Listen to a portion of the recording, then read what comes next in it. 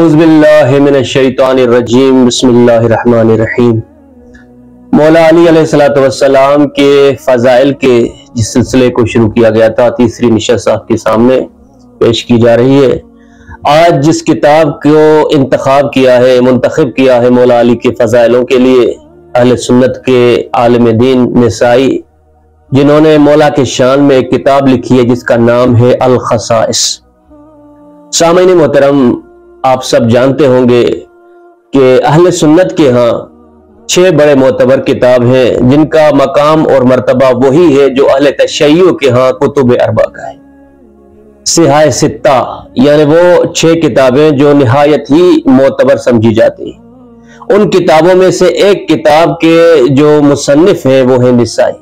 یعنی نسائی اتنے بڑے عالم دین ہیں اہل سنت کے کہ جنہیں یہ شرف حاصل ہے کہ وہ 6 بڑی کتابوں میں سے ایک کتاب کے مصنف ہیں۔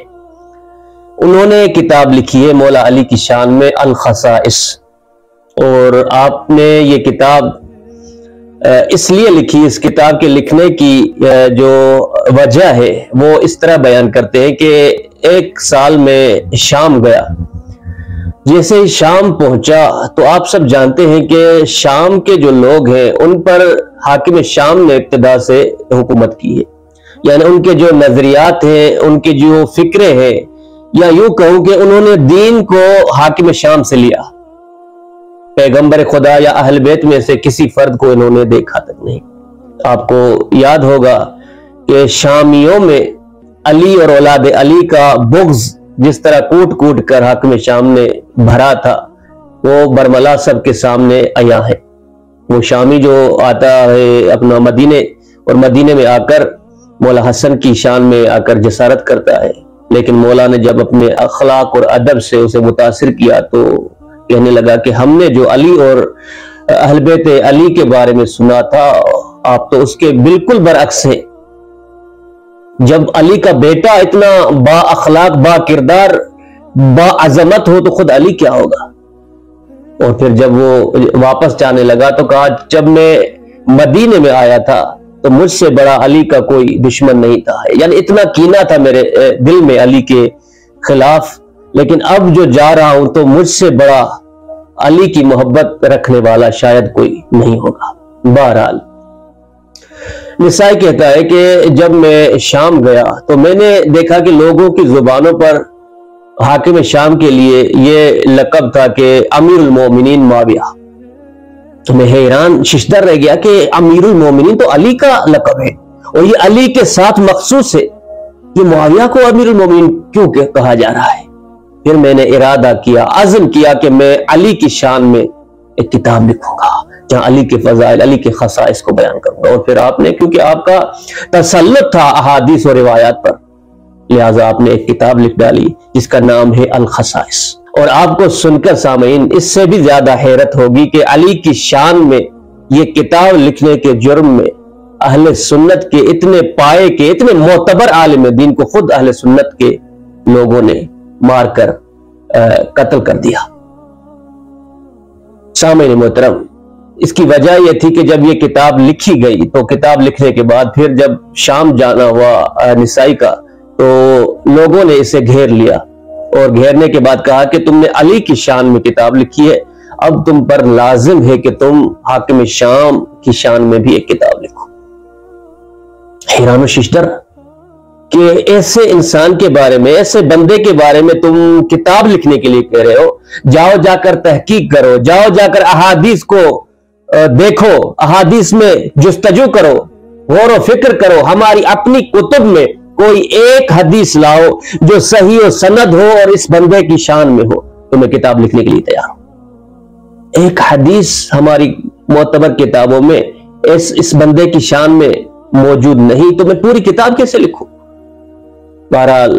جب انہوں نے نہ مانا اور صاف انکار کر دیا کہ میں نہیں لکھ سکتا کیونکہ کچھ ہے ہی نہیں کہ میں اس کی، تو اتنا مارا کہ شدید زخمی کر دیا نسائی کو، ایک عالم دین کو، ایک ضعیف عالم دین جو اپنی عمر کے آخری حصے میں تھا، اور پھر بعد میں انہی زخموں کی وجہ سے آپ کی وفات ہو جاتی ہے۔ یعنی تعصب کی انتہا دیکھیے کہ اپنے ہی عالم دین کو، اور وہ بھی وہ عالم دین جو صحاح ستہ میں سے ایک کتاب کا مصنف ہے،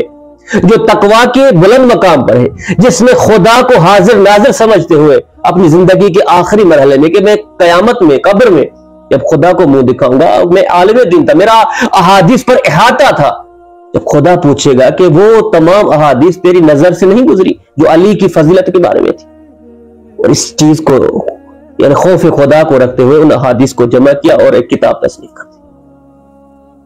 بہرحال کہنے کا مقصد یہ کہ یہ وہ کتاب ہے جو آپ کے سامنے، جس سے کچھ روایات آج اور انشاءاللہ اس کتاب کو آخر تک جو اس میں قابل غور احادیث ہوں گی وہ آپ کے سامنے پروردگار کی تائید اور توفیق سے پیش کرنے کی کوشش کی جائے گی۔ سامعین گرامی قدر، اس کتاب سے پہلی حدیث جو میں آپ کے سامنے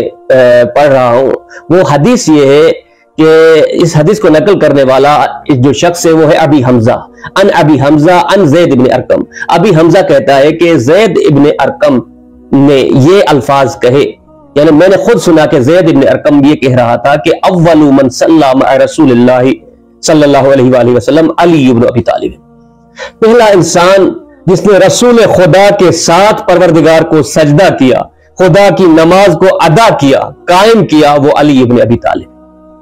یعنی جس وقت دیگر بڑے بڑے نامور افراد بتوں کے سامنے اپنی پیشانیاں رگڑ رہے تھے، علی اس وقت بچپن سے اپنے پروردگار کے سامنے سجدے میں محو سجدہ تھے۔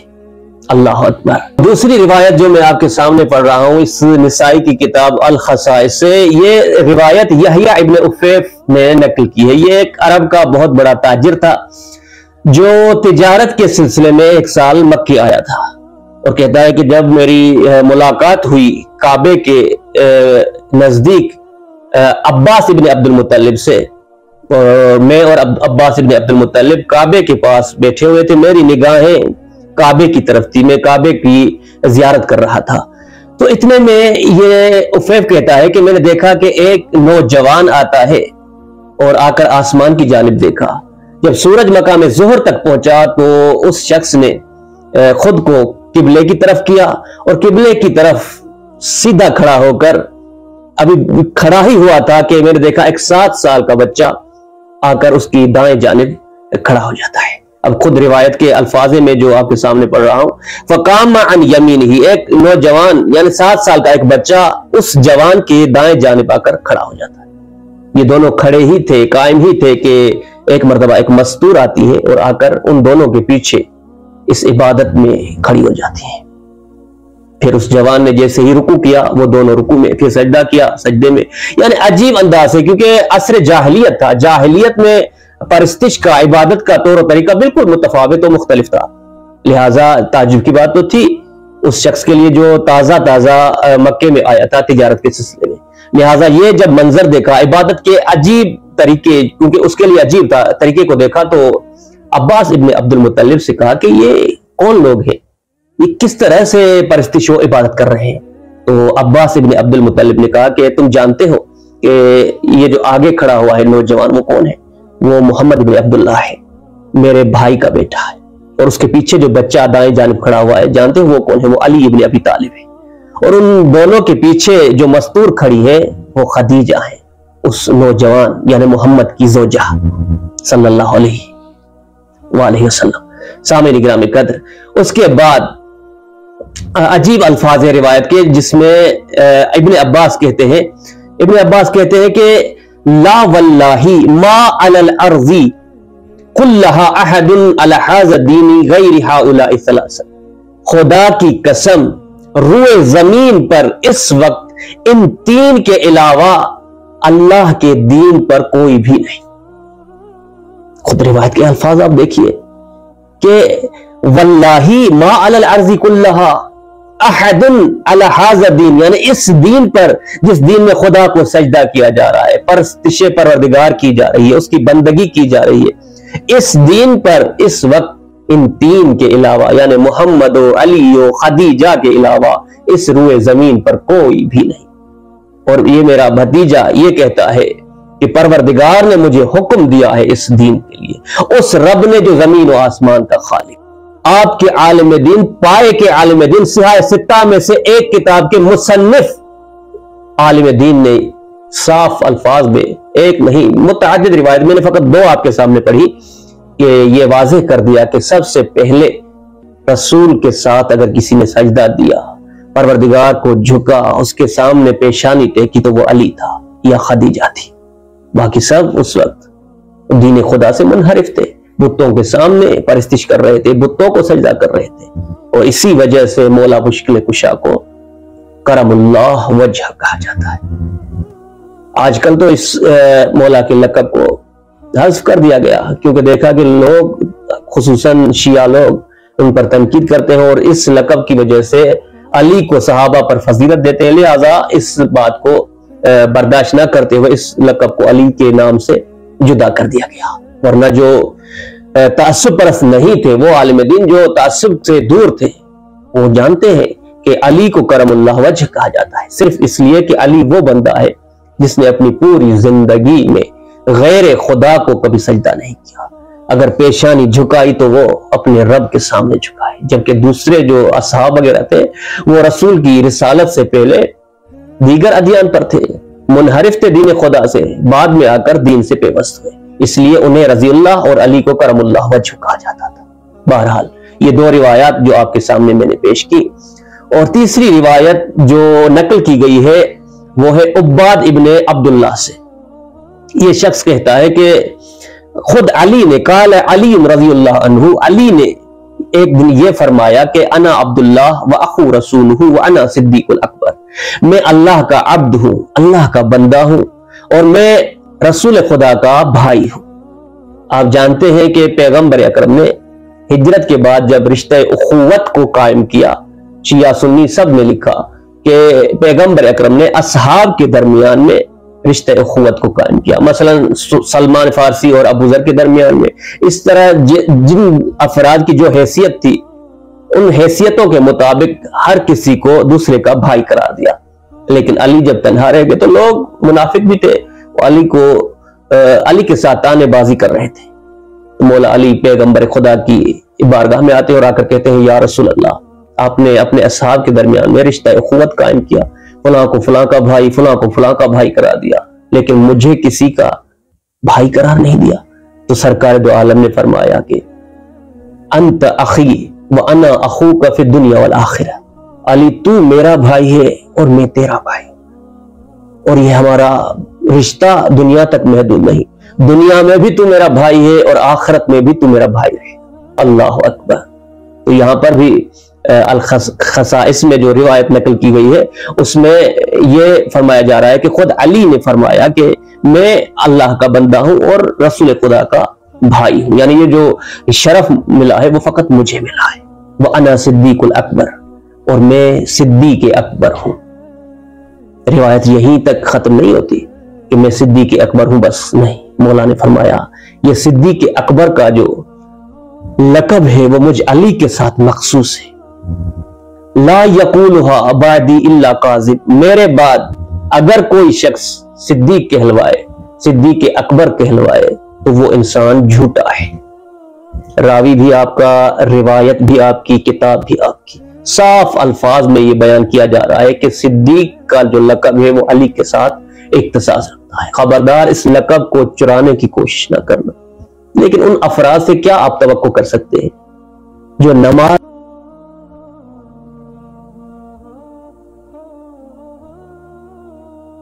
کوئی حیرت نہیں ہونی چاہیے۔ بہرحال علی نے صاف کر دیا کہ اگر میرے بعد کوئی یہ لقب اپنے ساتھ مخصوص کرے تو وہ جھوٹا انسان ہے، کیونکہ صدیق اکبر میں علی ہے۔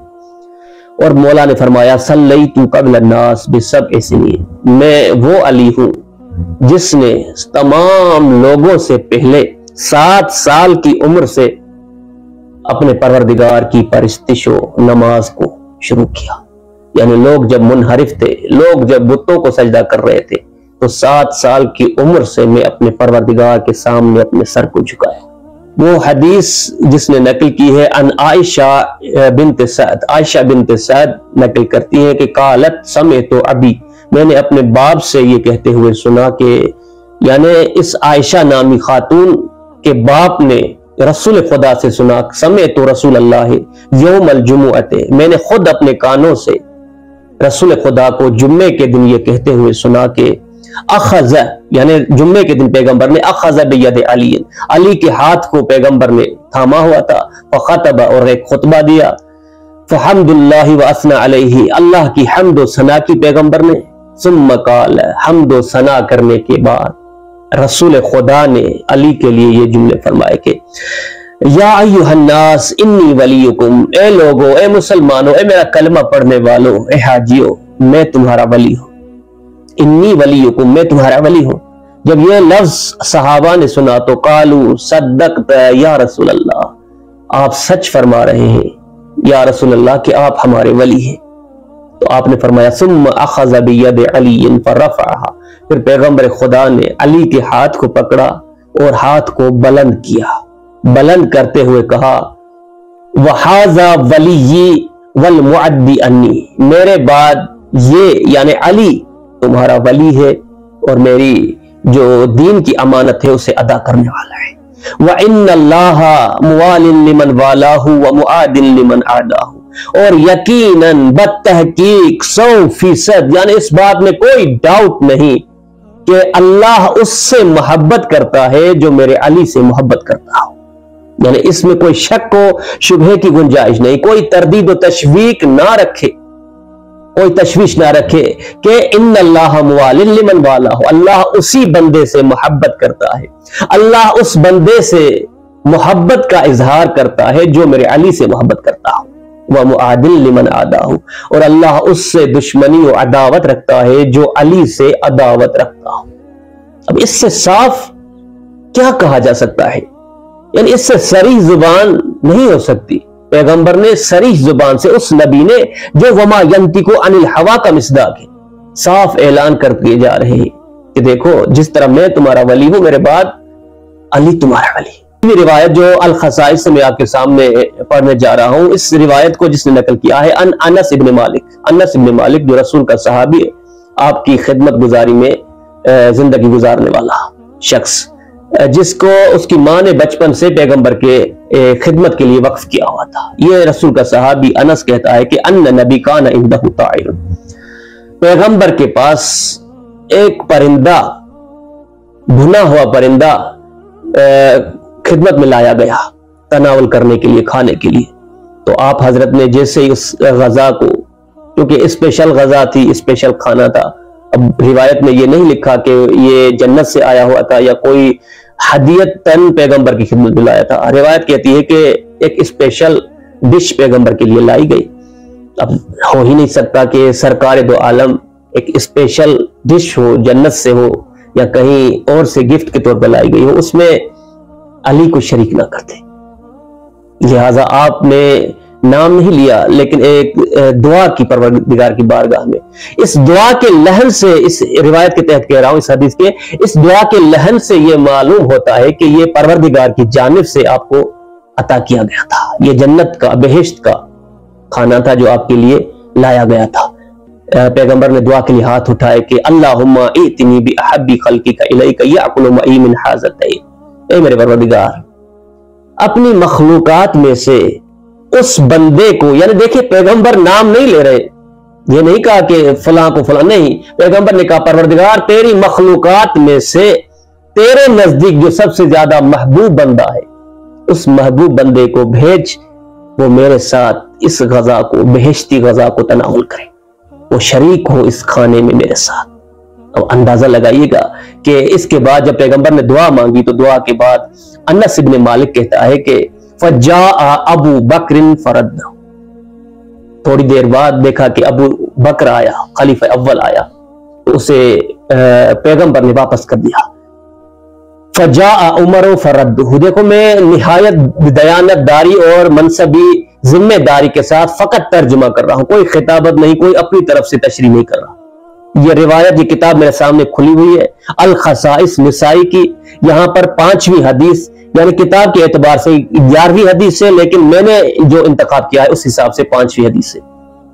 کہ ابو بکر آیا، پیغمبر نے اسے فرد واپس کر دیا، واپس پلٹ جاؤ، جس شخص کو میں چاہ رہا ہوں وہ نہیں، جو آنا چاہیے پروردگار کی جانب سے اس کا محبوب بندہ وہ تم نہیں، واپس چلے گئے۔ فجاء عمر فرده، پھر عمر آیا، پیغمبر نے اسے بھی واپس کر دیا، واپس پلٹا دیا۔ وَجَاءَ عَلِيٌّ فَأَذِنَ لَهُ، جیسے ہی یہ دونوں واپس گئے کہ تھوڑی دیر بعد علی سرکار آتے ہیں۔ علی کا آنا تھا کہ پیغمبر نے انس سے کہا کہ جس کا مجھے انتظار تھا وہ آ گیا، اسے اندر بھیجو۔ اللہ اکبر! یار انسان اگر واقعاً تعصب کو ہٹا کر دیکھے تو روز روشن کی طرح علی کی حقانیت صاف ظاہر ہے۔ انسان اگر سورج سے اپنے چہرے کو مول لے تو سورج کی شعاعیں، سورج کی کرنیں، سورج کا نور خاموش نہیں ہوتا، بلکہ وہ خود سورج کی روشنی سے خود کو محروم کر رہا ہے۔ بالکل اسی طرح علی کا حق پر ہونا، علی کا حق کے ساتھ ہونا روز روشن کی طرح واضح۔ اس سے واضح کیا ہو سکتا ہے؟ اگر کوئی معمولی آپ کی کتاب ہوتی تو آپ کہہ سکتے تھے اتنا بڑا عالم دین، سیاہ ستہ کا مصنف، وہ اگر ایک کتاب لکھے، ظاہر بات ہے اس کا احادیث پر احاطہ تھا، وہ کوئی ضعیف حدیث نہیں لا کر اپنی کتاب میں لکھ دے گا اور اس کے بعد پھر اس پر تانہ زنی کی جائے، نہیں، وہ روایات جو اس کی نگاہ میں معتبر تھی اہل سنت کی کتب سے ان کو لا کر جمع کر کے ایک کتابی صورت دیتا ہے، اور اس میں صاف لکھا جاتا ہے کہ خدا کی نگاہ میں روئے زمین پر علی سے بڑھ کر کوئی محبوب نہیں، رسول کے بعد سب سے بڑا مقام علی کا ہے، کیونکہ دعا پیغمبر کی یہ تھی کہ پروردگار اس انسان کو بھیج جو تیری نگاہ میں سب سے زیادہ محبوب ہو، سب سے زیادہ